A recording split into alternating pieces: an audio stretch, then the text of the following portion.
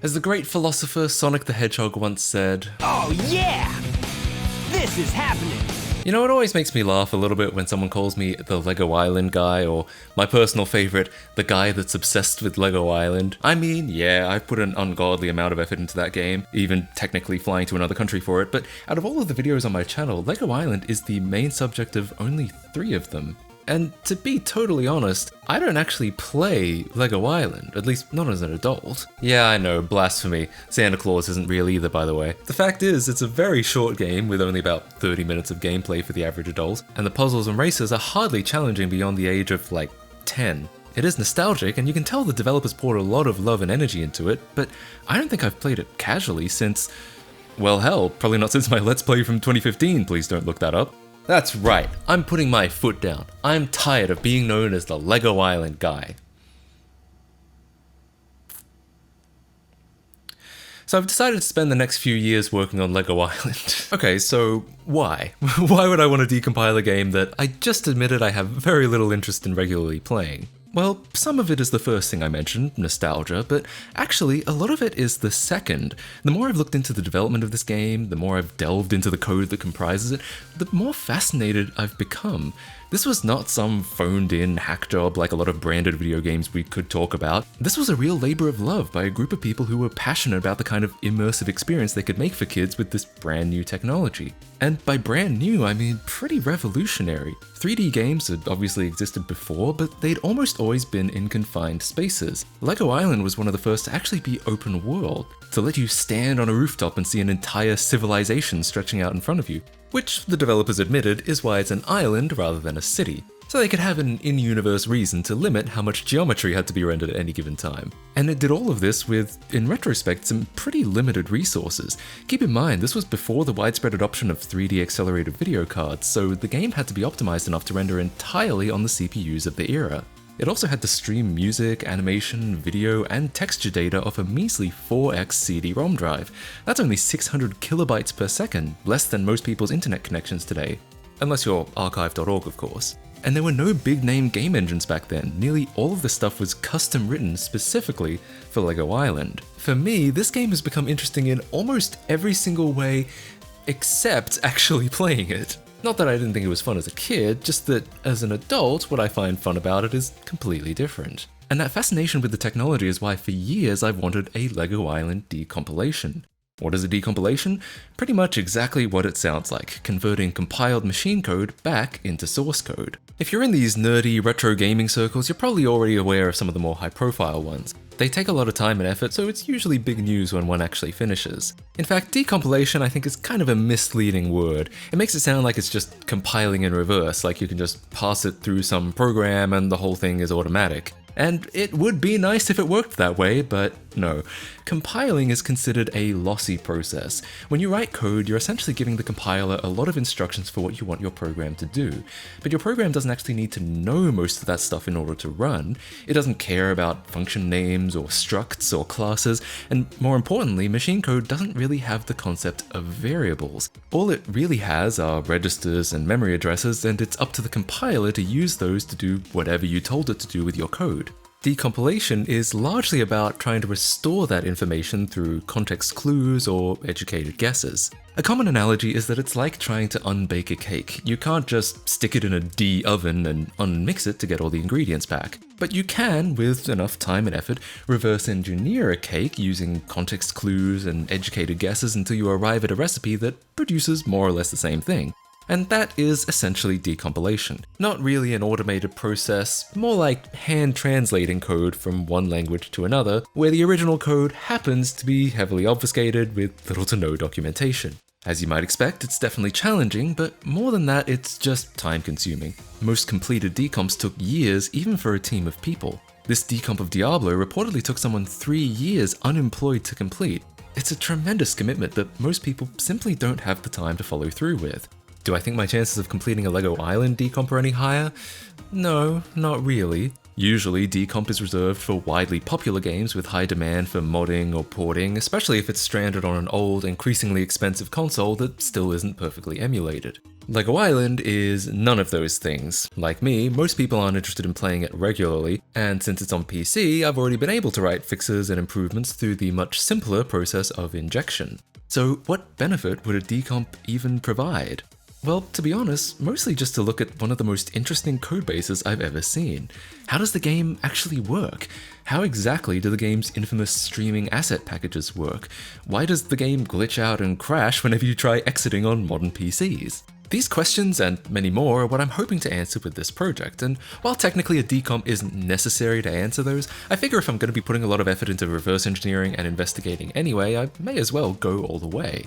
If I'm successful, we'll get a codebase that we can do whatever we want with. So that's what I'm doing, and yes, I said if I'm successful. This is part 1 of a series that I have no idea how long it's going to take, or if it'll even be completed at all. I just think it'll be a lot of fun, and hope we can at least get somewhere with it. But don't worry, this isn't all the channel's going to be now. My mind works best if I can rotate between a few projects, so you'll be seeing some other stuff too. And it won't be another 5 months until the next one either.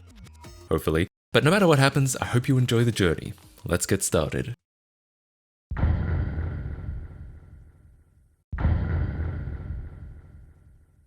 Now to begin, I should mention that this is not the first time I've tried to decompile this game. My first attempt was actually way back in 2019. Yeah, remember that? The world before the coronary virus? Doesn't that feel like an innocent, naive time now? And speaking of naive, I started that decomp around September and made the hilarious prediction that we'd be getting in-game by the end of the year. 4 years later. To be fair, it's not like I've been working on it consistently since then. I went through a couple bursts of productivity early on, but back then I was making it a lot harder on myself than I needed to. I was trying to decompile by looking at the game's raw assembly and hand translating it line by line into C++, and this is just an incredibly difficult way to do it, and it's kind of why I gave up so early. Naturally, nobody really does it this way, at least not anymore. What they actually do is load it up in something like Ghidra, a free open source tool developed by the NSA. Yeah, your tax dollars at work. Ghidra will analyze a function in assembly and make a best effort attempt to decompile it into C. However, what you'll get at first is probably something that only vaguely resembles any C you've ever seen before. Indeed, the first time I saw this years ago, I was confused and wondered what the point was. I mean, is it really that much more readable than x86 assembly? But what I didn't realize was that this is where you come in. Ghidra figures out what it can on its own, but by giving it more information, the better of a job it can do. By specifying structs, enums, function names, and variable names, you can turn something that looks like this into something that almost looks like it was written by a human being. While the code still may not be recompilable out of the gate, Ghidra calls it pseudocode and gives no guarantee that it can be used like regular code, this at least is much more readable than x86 assembly, and you can work with it and smooth it out until it is recompilable. Congratulations, you just generated source code from a compiled executable. This is why I say decompilation is a bit of a misnomer. You're not getting back the exact same code that went in. In fact, if you did recompile this code, even though it does all of the same things, it probably wouldn't result in the same machine code that you decompiled from, at least not without a lot more trial and error. Several factors from compiler and linker flags to the exact order and placement of things in the code will influence how the compiler emits machine code, despite very minimally affecting overall functionality, if at all. And that's assuming you're using the exact same compiler and version of that compiler that the original developers did too. Basically, there are a lot of factors to getting perfectly matching assembly, and it's up to you how much you want to figure all those things out to get a perfect byte matching decomp. But how exactly do you get information to give to Ghidra so its decomp cleans up? Well, unfortunately there isn't really a definitive answer for this. As unhelpful as it is to say, you just have to do what you can to figure it out. If you can find a part of the code where you do recognize what's happening, you can probably start naming some of the variables and function names. Then if you look at the code that uses those functions and variables, you might be able to recognize what they're doing, so on and so on. And again, the more information you give to Ghidra, the better its decomps will be across the board, and eventually it'll all kind of start to make sense, at least in theory. But if this is sounding like a long and laborious process, well, now you know why decomps take so long. Unless you're getting paid to do it, you really just have to do it because you're passionate and excited about making sense of obfuscated code. I still don't know why I don't have a girlfriend. But the good news is, I'm really describing the worst case scenario here. Games don't run in a vacuum. At some point, they'll have to make a call to the underlying operating system or hardware. Unless you're really unlucky, a lot of the stuff will have been documented somewhere before. For game consoles, you may have to rely on legally dubious leaked development manuals, but in the case of desktop operating systems, their functions are usually pretty well documented. A Windows executable will in fact usually contain information in its import table about precisely what system calls from which DLLs it needs to run, and these function names will appear in Ghidra's pseudocode automatically. For example, if you see some code calling Windows's create window function, you know that that code, well, creates a window. Stuff like this will at least give you a starting point, albeit a fairly small one. But depending on the game and how lucky you are, you may be able to get a lot more information. If you're extremely lucky, you'll be able to snag some debug symbols. Remember how I said a lot of information doesn't get included in compiled builds because it's not necessary for the program to run? That is true, unless you're a developer trying to find problems in the code. Then you pretty explicitly do want a way to relate the compiled build back to the original source code, and debug symbols are exactly that. Debug symbols will usually define global variables, function names, the source code file and line that each instruction came from, and can sometimes even define classes and their members and methods. This gives you a tremendous amount of help with decompiling because a lot of that educated guesswork becomes simply unnecessary. As such, debug symbols are almost never included with the final release of a program. Whenever they are, it's usually a grave mistake by the developer. That being said, a surprising number of PlayStation 2 games have indeed shipped with symbols, to the point where there's even an online index listing them all. Symbols can also be found on pre-release versions of games, like betas or review copies sent out for testing. Obviously, these are not intended for public use, and the legality of obtaining them is also dubious, but they don't call it hacking for no reason. Now, how does that relate to LEGO Island? It doesn't. Despite all attempts to track some down, Mindscape did a good job of not letting any leak. But we do have some luck due to the way that LEGO Island was deployed. The game was split into two separate executables, isle.exe, which is the front end, and lego1.dll, which contains the vast majority of the code. An executable's import table is not just limited to calls from the OS, calls to any DLL will usually be listed here, and LEGO 1 is no exception. That means a decent amount of functions are already fully documented, not just their names, but also their return values, calling conventions, and the parameters they take. Again, this gives us a starting point we can extrapolate from. While back in 2019 I focused all my attention on the much more important LEGO 1 DLL, I decided for this attempt I'd start with the much simpler isle.exe. While it isn't quite as exciting, it would still be great to know how exactly to drive the game if we wanted to make a front end of our own. So using the process I outlined before, I went ahead and decompiled all of isle.exe. Not perfectly yet, some functions are matching, some of them aren't, and while my goal is to make it as accurate as possible, within reason, it will almost certainly never be completely accurate because Mindscape used an old memory allocator library called SmartHeap, which is so old its logo looks like this, and yet still sells for $5,000 a year. So yeah, considering the cost and the fact we'd have to track down some specific obsolete version from 1997, I think it's fine if we just leave it. It's just a memory allocator, and while it apparently takes up about half the entire size of isle.exe, the default allocators are basically the same thing. SmartHeap might have been a little more efficient for older computers, but on newer ones we probably won't notice any difference at all. But anyway, without further ado, I present to you a technical analysis of isle.exe. Now, I made a decision not to bore you with every technical detail. It's probably not super interesting to hear that the first thing isle.exe does is check if another instance is already running and then closes itself if it is. Details like that I'm probably going to skip over, except for the fact that I already just said it. Compared to LEGO 1, Isle is tiny. It's a mere 85 kilobytes compared to LEGO 1's over 1,000. But I will say that despite that, Isle does more than you'd expect. You could probably guess that Isle creates the main window and passes along keyboard and mouse input to LEGO 1, but before that it does some pretty unusual things. For example, one of those things is nothing. Yeah, nothing. As in, one of the first things LEGO Island does, just after telling LEGO 1 to initialize, is sit around for 200 frames before it actually tries to load anything. I actually discovered this a while ago. I tried skipping it and found that not only did nothing break, it actually launched faster, so I wrote it into Rebuilder as an optional patch you can enable. So why is it doing this at all? My guess is that it's a pretty hacky way of ensuring that LEGO 1 has finished initializing before it tries to do anything. Ideally, you'd find a way to send a signal when everything was ready. That way the delay is only as long as it needs to be and you don't have to blindly wait for the worst case scenario. In fact, LEGO 1 does send some events to the main window to tell it when to change cursors, which could have been used in this scenario too, but hey, if you're under a time crunch and just need to finish the game, making it wait a few seconds gets the job done. I also found some things that I think are vestigial, as in things that used to serve a purpose but don't seem to anymore and were never removed. The most baffling of which is the fact that LEGO Island tries to read an entry from win.ini. To understand why this is so strange, we have to go back, like way back. Back in the days of Windows 1, there was no registry or anything like that for apps to store configuration, but there was win.ini, a single configuration file that Windows stored its settings in and that apps could read and write to through the Windows API. It didn't take long for Microsoft to realize that every single app, as well as Windows itself, all meddling in the same file was perhaps not the greatest idea, so in Windows 3 they introduced new APIs that let apps create their own ini files rather than using Windows's. By Windows 95, win.ini was no longer being used by Windows itself. While many of its settings were still honored for backwards compatibility, Microsoft was very much discouraging its use in favor of the newer Windows registry, which LEGO Island uses. So why is it going anywhere near win.ini? To be totally honest, I don't really know.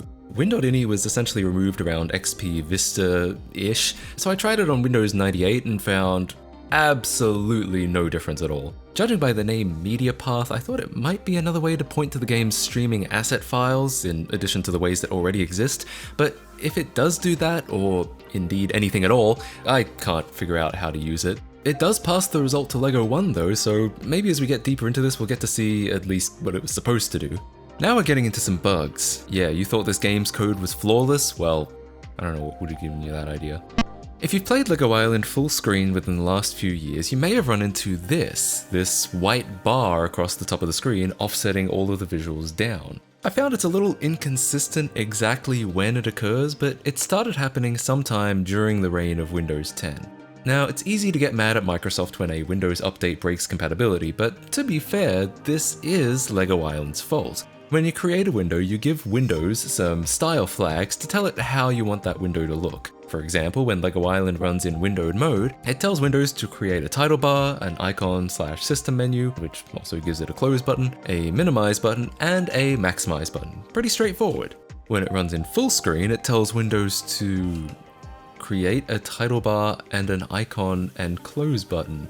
This is, well, there's no other word for it, wrong. You can see in this excerpt from the documentation of DirectX 5, the version this game uses, specifically saying you should use the pop-up style for full-screen apps. And indeed, if you force that value instead, which Rebuilder now does, the problem goes away. Yeah, so the white bar at the top of the screen, that's the title bar that LEGO Island specifically requested.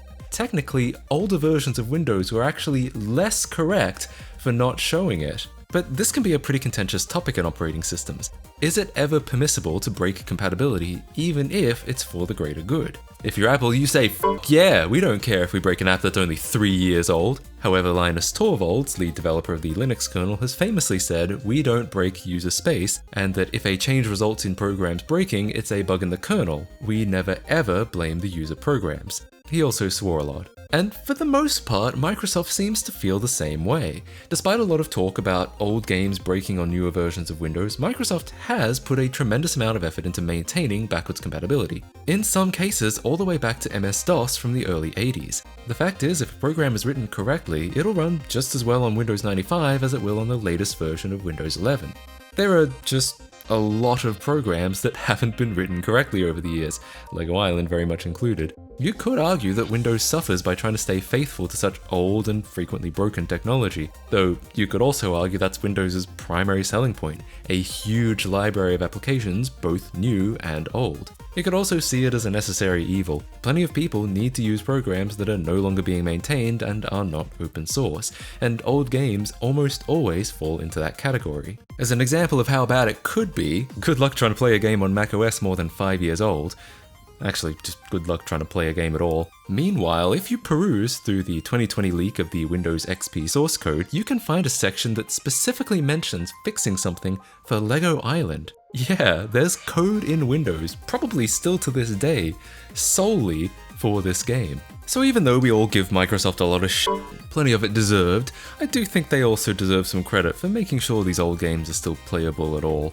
And those are the biggest things I learned from decompiling isle.exe, but like I said, we're not even in the meat of LEGO Island yet, nor have I even talked about other discoveries I've made outside of the decomp through reverse engineering the SI format. In the next parts, we'll look at that, as well as hopefully some interesting discoveries from LEGO 1. If you're interested in trying out the decomp so far, there will be a link in the description, but keep in mind it is very much incomplete, and what is there is still not 100% accurate. But it's a work in progress, and I am very excited to continue working on it. If you're interested too, stay tuned for more of that, as well as some other games I've been working on too. Now you may have noticed there's no sponsor on this video, and it's because last year I played the whole game of sponsors, deadlines, quantity over quality, and I was pretty miserable. It wasn't great. I wanted to get back to just doing really interesting projects and making videos about them. And from what I can tell, I think you guys prefer it that way too. But there's a reason people play the YouTube game, and it's because it is so much more financially stable. And so if you'd like to help me out at all on that front, I would really appreciate if you would check out my Patreon or become a member here on YouTube. And I really want to give a shout out to the people who have been patrons and members this whole time as I've been figuring out what I want to do with this channel. It's really meant a lot to me. Finally, I've mentioned this on Twitter and on the community tab, but never in a video, that for a little over a year now, I've had a second channel. It's a lot more casual content, there's a lot of me telling life stories or checking out unusual stuff on the internet, but it's fun, and if you want to see more of me between these longer videos, that's the place to go. Anyways, thank you so much for watching, I really hope you enjoyed this video, and I'll see you all in the next one. Bye guys.